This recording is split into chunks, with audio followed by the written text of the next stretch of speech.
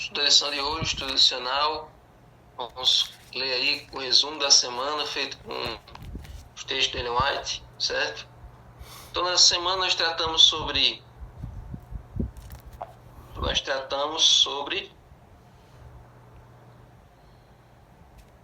reconciliação e esperança. Reconciliação que a gente faz, que Jesus fez entre nós e o Pai, né? Ele reaproximou o ser humano do Deus Criador. Então essa reconciliação, e também nós uns com os outros, e também com essa reaproximação, Jesus também nos dá a esperança de um dia voltarmos ao Éden que perdemos lá no começo, né? Então a esperança produz em nós a perseverança. Se nós temos um foco, se nós temos um norte para ir, por isso nós perseveramos e aguentamos todos os dias nesse mundo de pecado. Então nós vimos que o próprio Paulo é um exemplo de perseverança, de resiliência no meio da prisão, num lugar inóspito, num lugar onde todo mundo perderia a sua razão. Paulo continuou com a sua fé, com a sua força intacta e escrevendo na cadeia. E aí nós vimos também um pouco sobre a supremacia de Cristo, vimos um pouco sobre o mistério de Deus, que é o plano da salvação, foi revelado em Cristo. E vimos também sobre o poder do Evangelho, que deve ser desenvolvido em nossas vidas. Cada dia nós devemos progredir e não regredir na vida cristã, aprender mais e não desaprender o que já sabemos, né? Em nenhum momento, já vi muitas pessoas dizer assim: eu terminei meus estudos, eu terminei ensino médio, fiz o que vem depois, mas não pergunto mais nada, que eu não lembro mais de nada. Então, é como se não tivesse adiantado. Você teve terminado, mas não lembrar mais de nada. Mas na vida cristã não é para ser assim. Não é para a gente chegar a um ponto que a gente não se lembra mais de nada que a gente viu no começo. A vida cristã é um ciclo, é um crescimento. O que você sabia no começo ainda deve estar guardado no seu coração para que seja acrescentado mais coisas que lancem luz sobre aquilo que você já sabia. Mas tudo isso nós vimos ontem, então agora nós vamos para o resumo da lição de hoje, resumo da lição da semana com os textos de Ellen White. Olha só, não possuímos em nós mesmos a justiça necessária para satisfazer as exigências da lei de Deus. Todo mundo aqui já sabe disso. Não temos em nós mesmos justiça, bondade ou perfeição para cumprir a lei de Deus por nós mesmos, certo? Olha, o que seria cumprir a lei de Deus sem Jesus? É você fazer tudo bem certinho e não precisar pedir perdão em momento nenhum, porque você está arrasando, você não está pecando em hora nenhuma. Não existe essa realidade em que você cumpre a lei de Deus perfeitamente, sem precisar pedir perdão, sem precisar se arrepender, sem precisar você recorrer a Jesus em momento nenhum. Só se a gente morasse no céu já, na perfeição do céu, que aí a gente não precisava. Não existe nenhuma pessoa no planeta que possa viver uma vida de santidade na lei de Deus sem precisar ir ao Salvador para que ele limpe, para que ele renove você todos os dias. Não existe isso. Então, não tem essa justiça tão grande assim que satisfaça as exigências da lei de Deus o tempo todo, sem pecar. Não tem como. Então, é por isso que nós precisamos de uma solução. Nós precisamos de alguém que nos ajude a nos recompor, a sarar nossas feridas, que ajude a gente a se limpar da sujeira, para que a gente possa obedecer a lei de Deus. E esse alguém é Cristo. Cristo providenciou uma solução. Ao entregar-se a Ele, aceitando-o como seu Salvador, você, por causa dele, será considerado justo.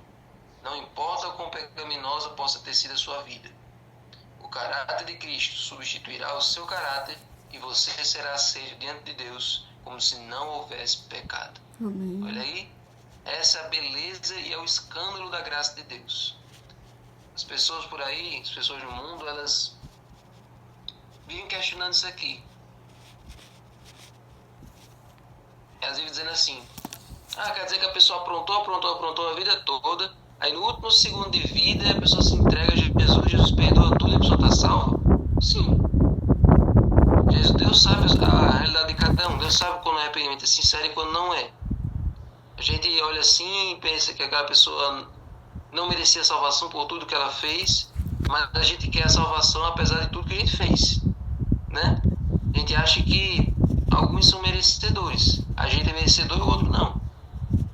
Mas os pecados que eu cometi na vida não são nada comparado com o que essa pessoa fez. Se a pessoa foi um assassino, foi um estuprador, foi um assaltante, foi um pedófilo, essa pessoa aí não merece a salvação de jeito nenhum. Mas, gente, a graça de Cristo não tem um limite assim de falhas que ela possa cobrir, como se fosse um plano, e a partir daquilo ali ele não consegue mais. Não. A pessoa, Deus pode perdoar um mentiroso, Deus pode perdoar um adúltero, Deus pode perdoar uma pessoa. Esses pecadozinhos simples, Deus perdoa. A graça de Deus cobre esses pecados aí. Mas esses outros aí, assassinato, pedofilia, estupro, esses outros assim, que são mais hediondos, a graça de Deus não alcança. A graça de Deus alcança todo mundo. A graça de Deus pode perdoar e regenerar qualquer pessoa, por mais baixo que ela tenha ido, por mais pervertido que ela tenha se tornado, por mais corrompido que tenha sido a sua natureza, a graça de Deus pode perdoar, pode alcançar e pode restaurar. Amém. Então a gente não pode dizer que essa pessoa não tem salvação. Todo mundo tem. Em qualquer momento da sua vida, só não tem a pessoa que rejeita o Espírito Santo. Só existe uma pessoa que fica além do limite da graça de Deus, que é a pessoa que voluntariamente decide não ser alcançado. Eu não quero salvação, eu não quero o Espírito Santo no meu ouvido, eu quero silêncio. E aí o Espírito Santo se cala e aí não tem como alcançar. Mas a pessoa, se sinceramente se arrepender, se do fundo do seu coração manifestar que não quer mais a vida de pecados e quer uma experiência nova, Jesus transforma, Jesus perdoa, certo? E diante de Deus, Ele justifica você, Ele coloca você com o manto de justiça dEle, então Ele não vai ver a sua vida suja de pecados, Ele vai ver a vida limpa de Cristo Jesus. Além de tudo isso, Cristo transformará o seu coração e ali pela fé Ele vai habitar.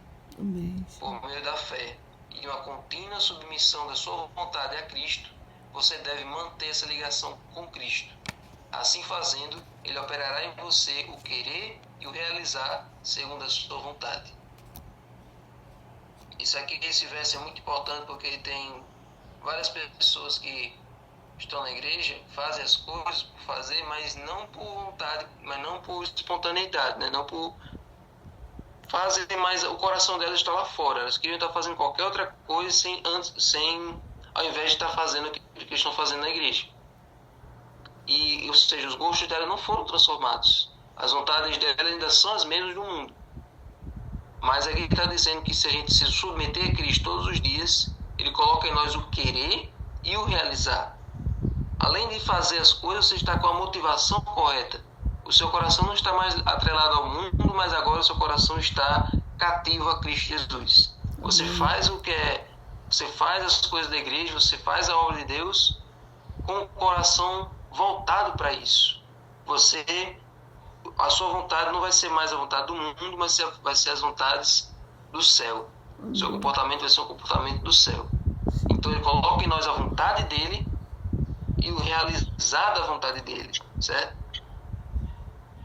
Portanto, nada temos pelo que nos vangloriar, nenhum motivo para exaltação própria.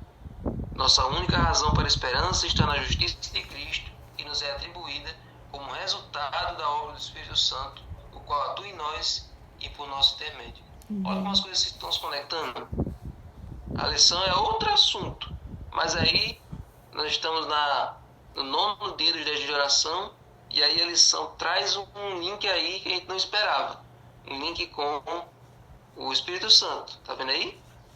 Então, foi dado a mim um esclarecimento muito vívido de que muitos sairiam de nosso meio, dando ouvidos a espíritos enganadores e doutrinas de demônios.